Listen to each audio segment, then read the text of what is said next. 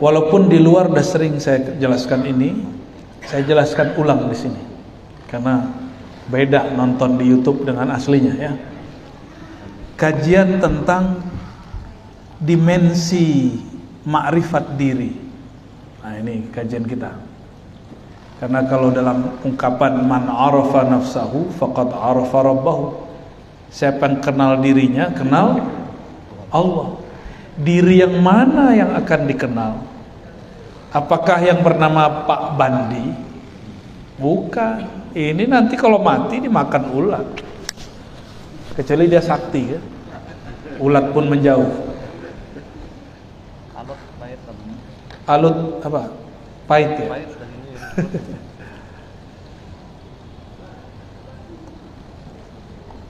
Yang disebut diri itu yang mana? Bukan tubuh ini. Tubuh ini akan berpulang kepada tanah. Tubuh, jadi kita ini yang disebut manusia ya, yang disebut manusia ini dibagi dua. Ada yang zahir, ada yang batin. Zahirnya manusia, nah inilah badan. Masih punya badan nggak? Coba dipegang pipinya. Benar nggak nih? Benar. Hidup. Jiwa ini berkaitan, badan ini berkaitan dengan jiwa. Jiwa itulah yang diuji. Makanya dia berkaitan dengan badan. Ada lagi.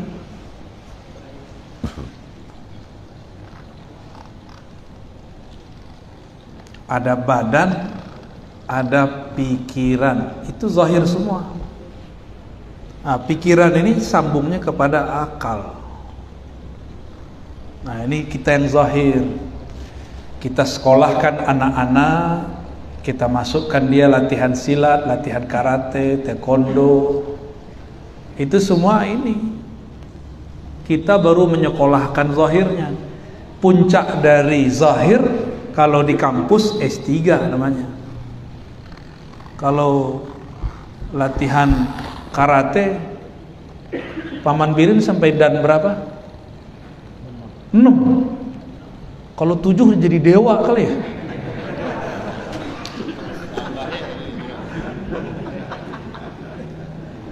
Itu ngambilnya kemana? Ke Jepang. Bisa di Jakarta. Kok bukan saya yang nguji dulu ya? Kalau yang 7 ke Jepang. Yang 7 ke Jepang. Jadi dewa pulang-pulang tuh. Dewa mabok. Mabok ban.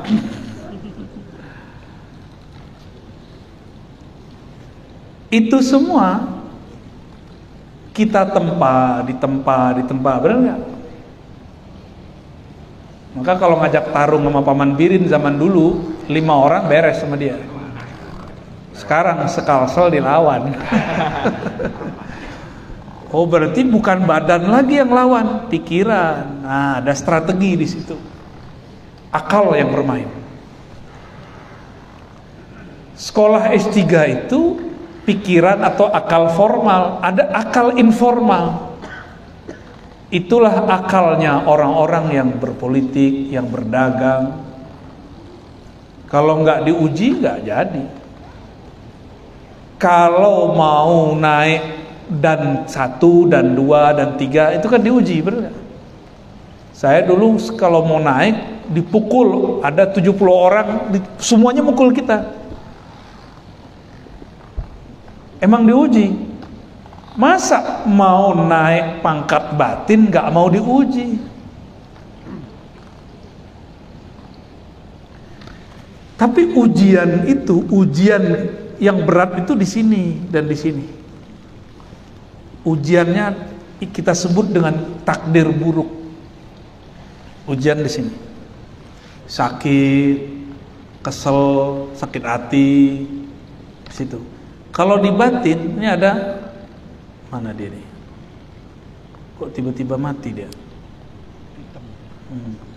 Oh, bisa. Di prank kita sama dia. Ada dua juga, kolbu, luruh. Kolbu ujiannya bukan gaji kurang, enggak. Kolbu enggak ada sakit kecuali jiwanya sakit. Kolbu itu ujiannya adalah kuatkah berwirid. Itu ujian kolbu. Maka ujian kolbu, kuat enggak bangun.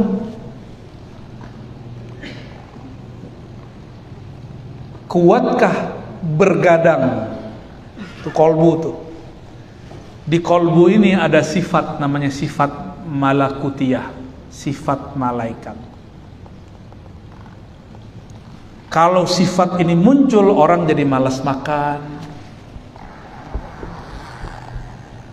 orang jadi malas tidur, bahkan malas kawin, gak mau nikah. Nah, ini gawat ya kan? Ada yang belum nikah di sini? Ustaz Dani. Kalau Pak Bandi belum 2 kali? Nah, belum 3 kali? Jujur kali. Iya, belum sempurna berarti. Oh, belum pernah? Aduh, muter-muter aja Pak Bandi. Baik. Jadi kalau kolbu ini dilatih. Kolbu itu dilatih dengan getar kolbu, makanya ada talqin. Jadi talqin itu bagian dari ujian kolbu. Dihentakkan pakai nama Allah. Allah gitu. Kalau badan dipukul, kalau akal dikritik. Badan dipukul, dikasih penyakit, ini ujian badan, ujian jiwa. Kalau pikiran dikasih banyak masalah, dikritik orang, dibenci orang. Kalau akalnya terlalu dominan, dia balas mengkritik, dicaci balas mencaci, dibentak balas membentak. Itu kalau kolbunya belum hidup. Kalau kolbunya sudah hidup, dibentak dia cuek aja. Emang gua pikirin, karena kolbunya sudah hidup. Maka yang sudah ikut talqin beberapa bulan yang lalu, bulan kapan itu? Desember. Itu oleh dahsyat itu. Saya nggak pernah ngasih talqin semurah itu. Nggak pernah. Biasanya kalau ada orang talqin, suruh dulu zikir ya hayyu qayyum 40 hari, minimal 7 hari. Kalau orang tua nih 3 hari atau 1 jam, saya dulu udah zikir dulu sebentar. Syarat aja. Ini nggak ada. Nggak tahu juga kenapa. Mungkin karena isyarat dari abah guru sekumpul ya. Sorenya kita ziarah, seakan-akan kalamnya begitu. Udahlah talqin aja kira-kira gitu. Ya dibukalah oleh guru Wildan talqin riwayat. Lah tinggal disempurnakan dengan talqin thariqat. Itu hadiah besar. Itu bukan hadiah dari saya, hadiah dari Rasulullah SAW. Ya, beruntung ya. Alhamdulillah. Nah, itu kolbu. Semakin sering menghentakkan kalimatullah ke dalam kolbu, semakin kolbunya kuat. Kolbunya tahan banting nanti itu. Kolbu ini kan berubah-ubah, benar nggak? Kolbu artinya sesuatu yang berubah. Jika berubahnya dengan nama Allah, dia kanan Allah, kiri Allah, depan Allah, belakang Allah, atas Allah, bawah Allah, luar Allah, dalamnya Allah. Disebutlah dari makom pertama, fana fis sifat, fana fil asma, fana dalam tauhid asma. Gede juga ya.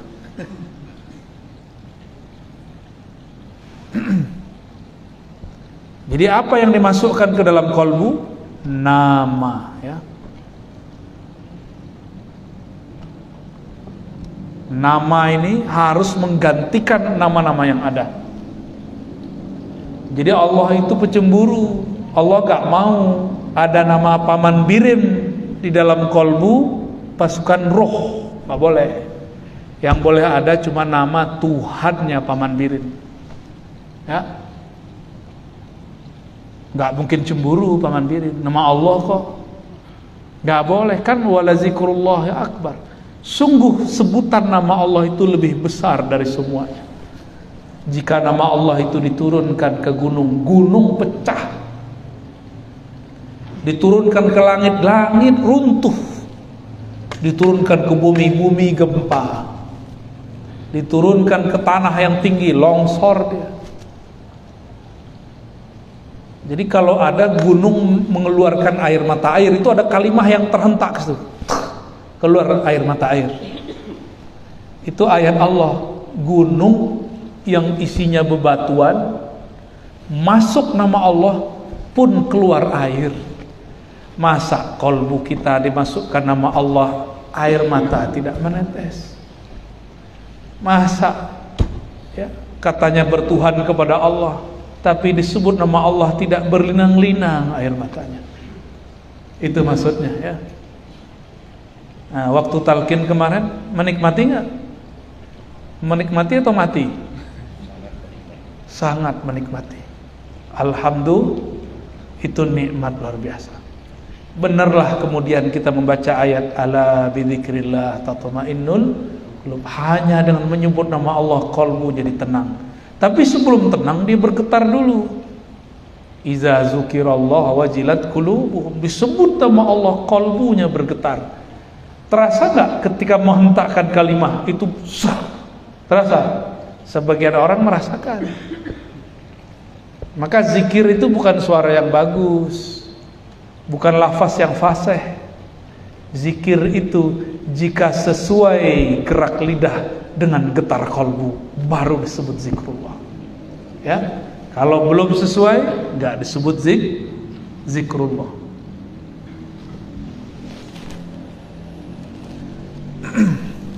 Jadi sisi batin kita apa? Tadi qalb. Yang kedua ruh. Nah, saya dengar tadi ceritanya sudah buat pasukan roh dari tahun 2000 berapa? Jadi ternyata nggak ada kejadian yang terjadi begitu aja. Allah senang ketika itu dikasih nama ruh. Maka Allah pertemukan kita. Karena ada satu hadis bahwa roh para arwah itu, arwah ya, kenapa dia ini ya? Arwah itu berbaris. Ini hadis Imam Muslim. Jika dia kenal, dia menyapa. Kalau dulu memang kita satu barisan, pasti kita kenal di sini. Insya Allah semoga ini pertanda dulu kita pernah bersama. Alhamdulillah. Saya ini kan bukan orang Banjar Pak, tapi saya nyampe di sini kayak pulang kampung. Tapi saya kalau pulang ke kampung saya belum tentu terasa di kampung, karena banyak orang yang membatalkan ilmu ruh di kampung saya sekarang. Malah di sini orang yang percaya ilmu ruh, kan aneh. Alhamdulillah. Tapi saya suuzon, ini kok banyak yang nentang.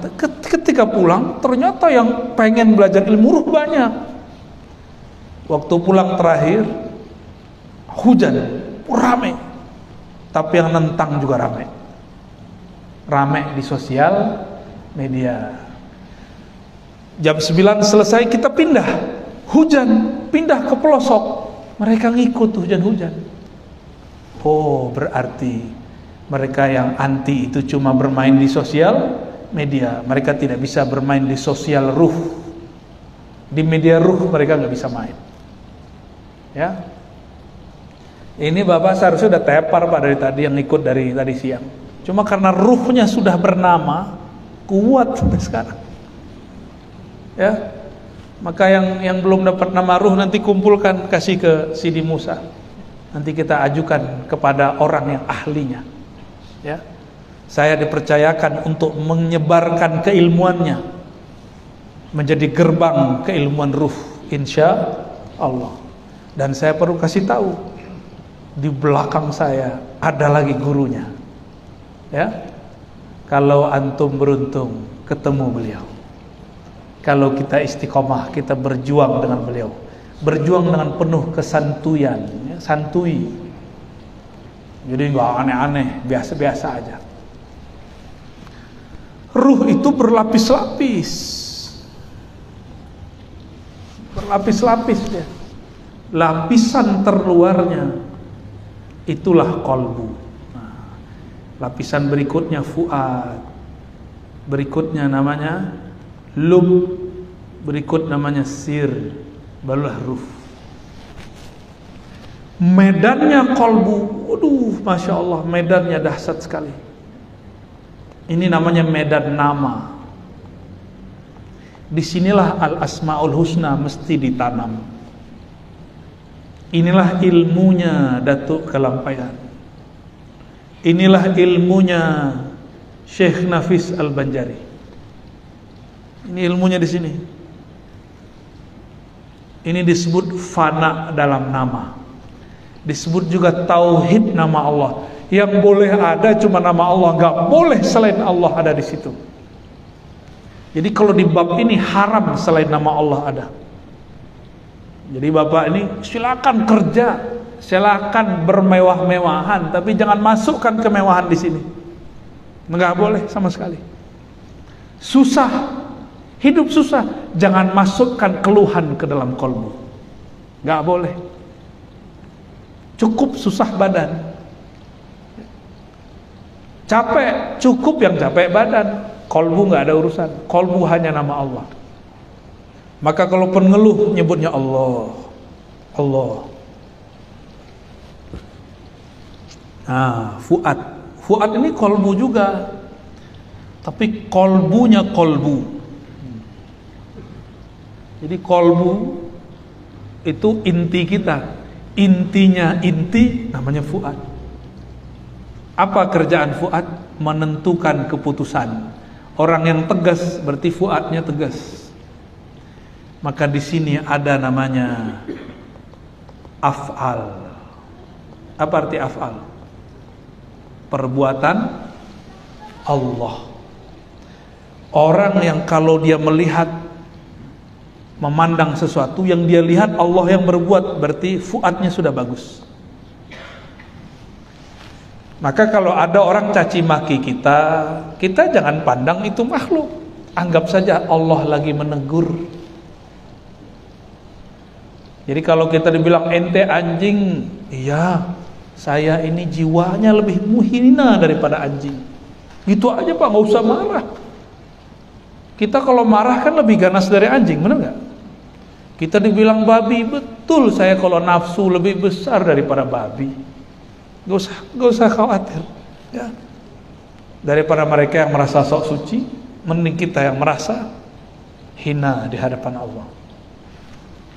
Jika orang sudah memandang segala sesuatu Allah yang berbuat, rambut Allah yang menumbuhkan, uban pun Allah yang atur.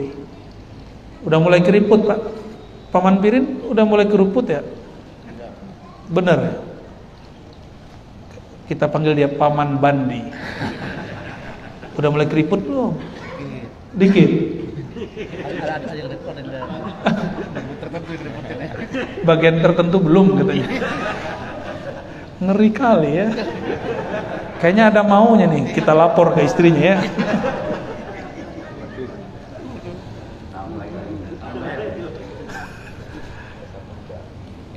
Jadi kita gak bisa menahan keriput datang. Ada yang bisa nahan? Gak ada. Rambut saya banyak ubannya nih Pak. Mungkin lebih banyak dari Paman Pirin. Banyak uban saya. Gak kelihatan aja karena mukanya masih kelihatan muda. Ngerasa muda. Ya? Saya alhamdulillah nggak ada ubah. Iya, rambutnya aja nggak ada. Ya. Ya. Sahih. Udah antumnya ceramah.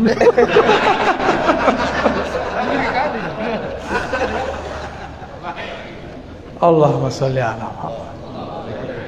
Kalau kita sudah sadar bagian terkecil dalam diri ini kita pun tidak kuasa, apalagi ngurus alam semesta.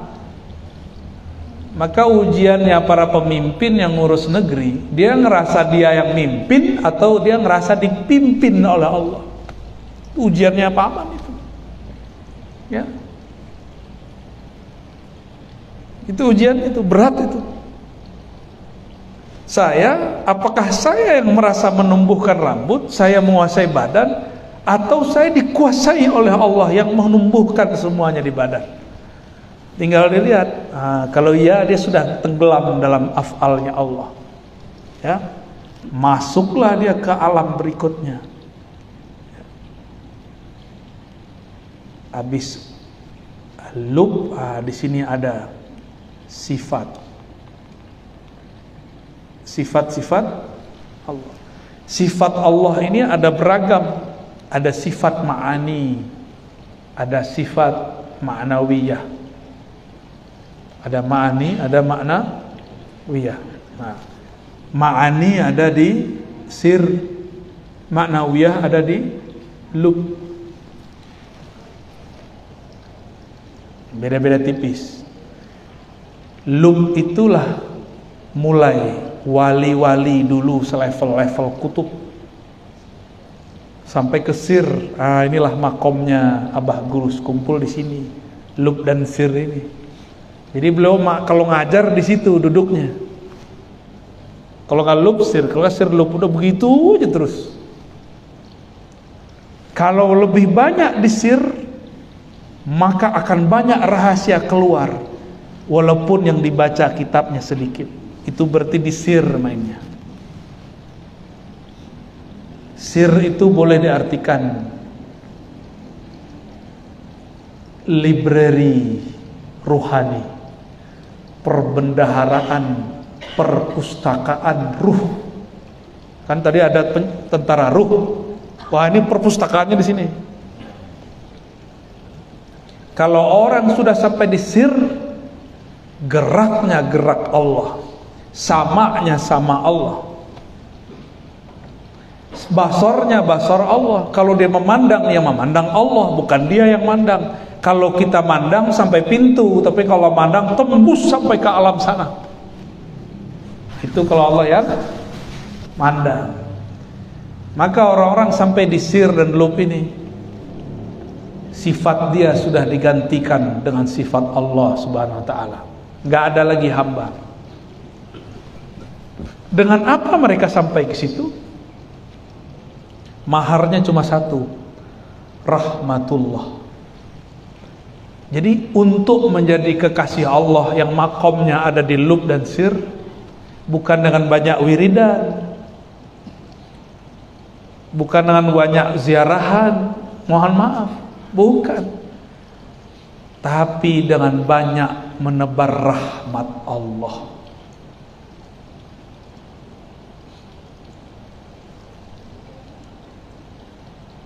Atau memegang adab-adab kepada Allah. Dua aja, rahmat Allah, adab kepada Allah. Ada seorang udah wirid puluhan tahun gak jadi wali, tapi sekali nama yang dia wiridkan ditulis di kertas, dibuang oleh orang gak beradab ke tong sampah. Dia lihat badannya gemetar. Lah, itu nama yang aku wiridkan. Dia ambil, dia bersihkan sedikit, langsung dia makan. Ya Allah, ampunkan orang yang membuang ini. Ampunkan aku yang sadar tapi tidak menyelamatkan. Dia kemudian makan itu, kertas udah kotor, udah jijik lah tempat sampah. Pulang-pulang, badan terasa gak enak, istirahat. Tiba-tiba tertidur. Antara sadar tidak sadar, Allah datang kepadanya dan mengatakan, wahai hambaku, engkau resmi hari ini jadi kekasihku. Kenapa ya Allah? Karena aku belum sempat beramal, wiridku belum aku kerjakan. Allah mengatakan, karena engkau beradab menjaga nama-namaku. Jadi kadang zikir banyak-banyak gak jadi wali, tapi karena beradab dengan satu nama jadi wali. Jadi kalau baca Quran jangan taruh Quran di bawah, ya. Siapa tahu dengan menjaga itu kita diangkat jadi wali Allah. Seorang pelacur PSK jadi kekasih Allah cuma karena ngasih makan, ngasih minum anjing yang terhina, kata orang sono, ya, anjing hina dikasih minum sama PSK jadi wali, dia diampuni Allah karena ada rahmah di kalbunya. Orang kalau rahmah di kalbunya, kasih sayang, maka dia tidak menyimpan kebencian. Ini yang diceritakan Nabi akan duduk di tempat ini ahlul jannah, dipergoki oleh Abdullah bin Umar. Ternyata gak punya amal aneh-aneh, ternyata amalnya cuma satu, di kalbunya tidak ada kecuali rahmah, maka dia tidak pernah benci ke siapapun. Mulailah malam ini sebelum tidur, jika di hati tersimpan ada musuh, langsung buang. Ya Allah, mulai detik ini aku nyatakan aku tidak membenci siapapun kecuali yang engkau benci. Tapi Allah kan juga enggak benci-benci amat sama orang, ya. Gampang-gampang susah ya jadi wali Allah. Enggak nyimpan dendam, bisa enggak Pak Bandi? Berat seberapa kilo?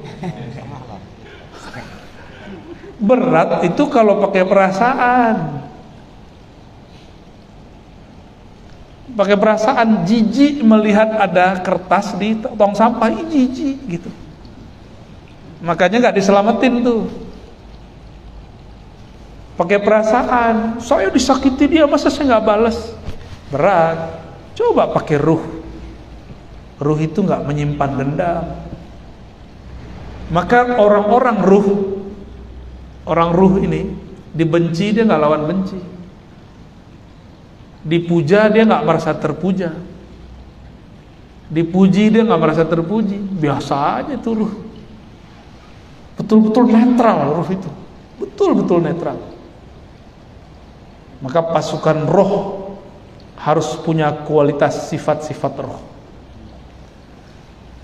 Ruh ini pada kita zat oleh Allah, tapi ruh itu bukan zat Allah, ya. Jadi ketika disebutkan siapa kenal dirinya, kenal Allah. Kenal diri, kenal ilahi. Tadi ada kolbu, ya. Kolbu kenal nama Allah. Fuad kenal tadi nama. Kalau fuad kenal af'al. Kalau lub kenal sifat. Ada sifat nih, sifat maknawiyah, ya, M aja. Sir sifat, ya, ini boleh berubah-ubah ini, ya. Terakhir ruh kenal zat. Kenapa? Ruh itu ditiupkan dari zat Allah. Tapi jangan salah faham, ya. Allah itu menyebut dirinya Ahad. Ketika Allah meniupkan ruhnya, bernamalah tiupannya itu Ahmad. Maka Ahmad ini gelarannya adalah Ruhullah. Bukan zatullah. Ahad baru zat Allah. Wah, kenapa dia mati? Takut dia menyebut kata zat, ya. Ahad zat, yang disebut zat ahad. Ini banyak orang salah faham. Aku hembuskan dari rohku bukan aku hembuskan dari zatku. Beda. Dari ruhullah inilah nyebar, namanya nur Muhammad.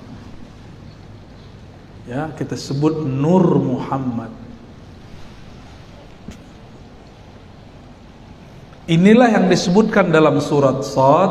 Nah, ada surat Shad ayat 71 sampai 72. Ini yang sering kita jelasin. Aku tiupkan ruhku. Bahasanya nafakha. Apa arti nafakha? Tiup. Atau bahasa kampusnya, aku citrakan.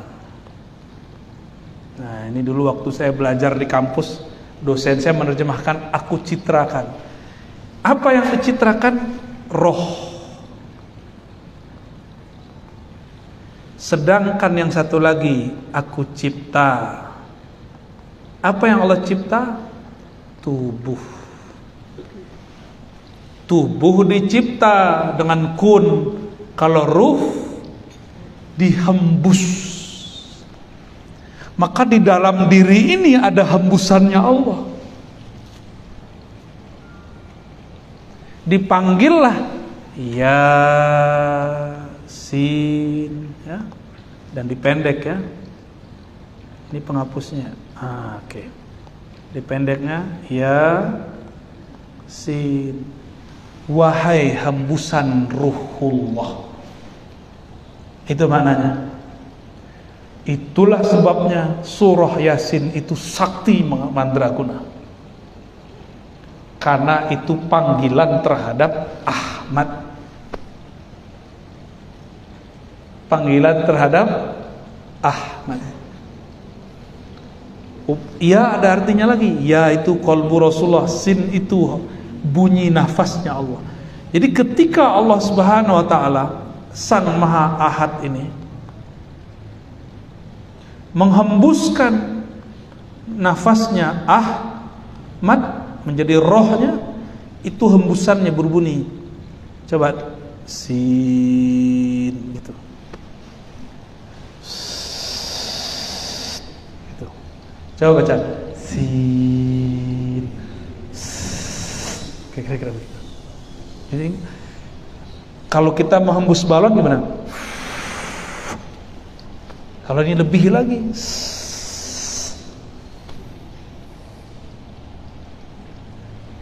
Adapun alam jasad Allah ciptakan dengan kun, jadi dia. Tapi kalau ini langsung dari energi Allah Subhanahu wa taala, itulah Ahmad. Maka Ahmad ruhullah. Dari Ahmad ruhullah lah kita menjadi nur. Maka di dalam diri ini Bapak Ibu ada nur. Nah, memancarlah daripada ini semua ya. Daripada nur Ahmad itu memancar. Apa yang memancar? Nah, inilah yang memancar, nur Muhammad.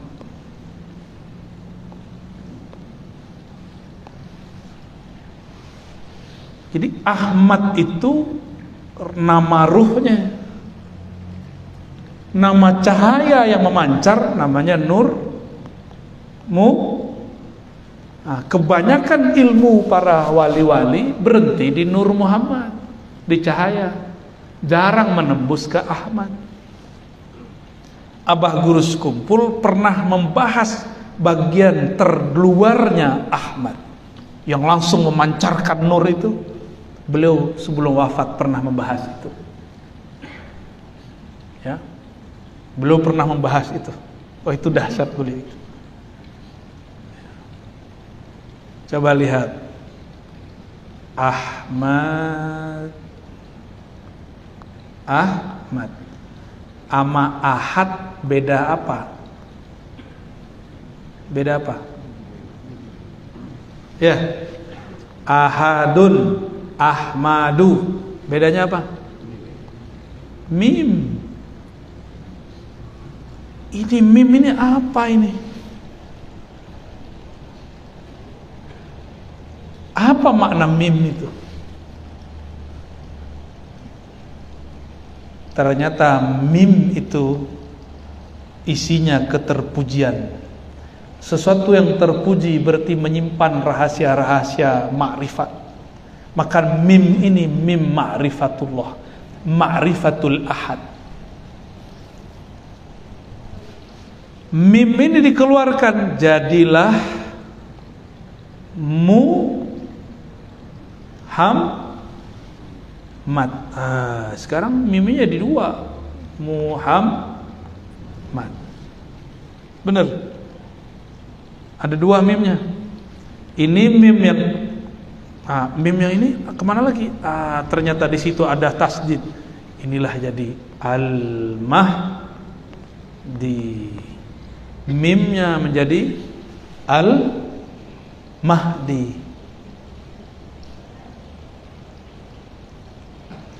Maka kalau orang kenal al-mahdi, pasti dia mengenal al-ahad, pasti kenal Ahmad, pasti kenal hakikat Muhammad. Selamat pusing. Ya, biar gampang.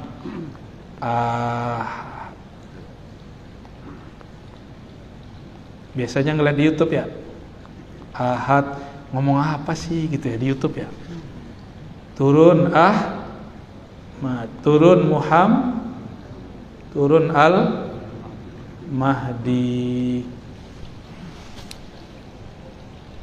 Kayak kira begini. Maka orang yang memandang kepada Ahmad, dia sedang memandang kepada Ahad. Yang memandang Muhammad, dia sedang memandang kepada Ahmad. Yang memandang kepada Al-Mahdi, dia memandang kepada Muhammad. Itulah maksudnya Nabi mengatakan, nama imam akhir zaman itu sama dengan namaku. Namaku siapa? Ahmad. Maka nama batinnya juga Ahmad. Itu yang disebut oleh Nabi Isa. Maka Nabi Isa ngomong dalam surat Shaf ayat 6, aku mengabarkan kepada kalian bi rasuli ya'ti min ba'di ismuhu Ahmad, dengan rasul yang bernama Ahmad. Ketika lahir namanya Muhammad. Inilah dalil Muhammad itu nama jasad, Ahmad nama ruh. Orang kalau nanya, apa sih dalilnya nama ruh? Ini dia.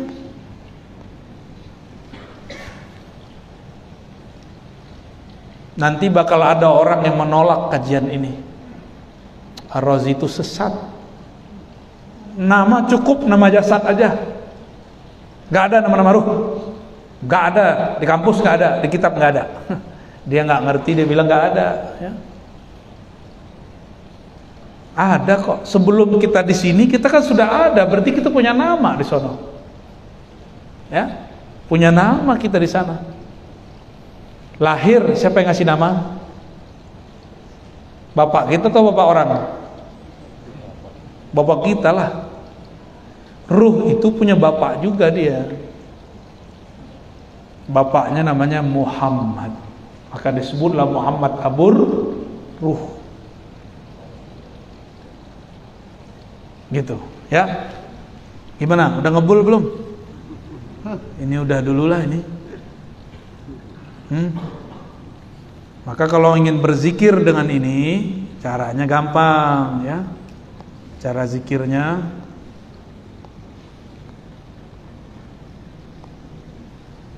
coba lihat, Ahad Dzatullah, Ahmad Ruhullah, Muhammad Habibullah, Al-Mahdi Khalifatullah. Pak Muad.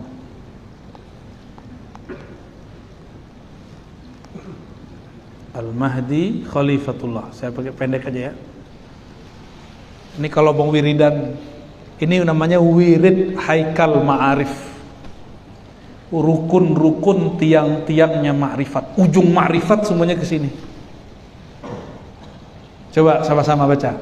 Asyhadu an la ilaha illallah santai aja, santai. Asyhadu anna Muhammadar Rasulullah.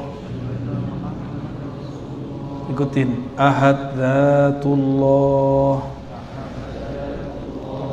Ahmad Ruhullah. Jadi ruh Allah namanya apa? Jadi kalau disebutkan aku hembuskan dari rohku, maksudnya aku hembuskan dari Ahmad, bukan dari Ahad. Lanjut. Muhammad Habibullah,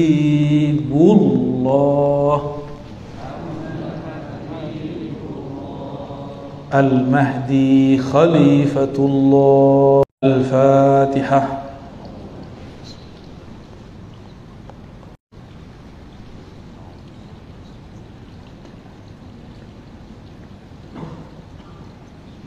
Insya Allah kalau ini dibaca, ruh kita sudah tahu jalan pulang. Tinggal passwordnya. Kalau mau naik pesawat harus punya nama, maka harus punya nama ruh. Ya. Semoga kajian ini bermanfaat. Ya. Udah jam 11. Kata Pak Bandi, ulun belum istirahat, Bu ya. Maksudnya saya. Allahumma salli ala Sayyidina Ahmad. Allahumma salli ala Sayyidina Ahmad. Allahumma salli ala Sayyidina Muhammad. Allahumma salli ala Sayyidina Al-Mahdi. Allahumma aftah lana kama fatahta li ibadika as-salihin. Ya Allah, bukakan untuk siapapun yang hadir malam ini ma'rifat mengenal Engkau, mengenal ruhmu Ahmad, mengenal nurmu Muhammad, mengenal khalifahmu Al-Mahdi. Amin ya rabbal alamin. Wa sallallahu ala sayyidina Muhammad. Assalamualaikum warahmatullahi wabarakatuh.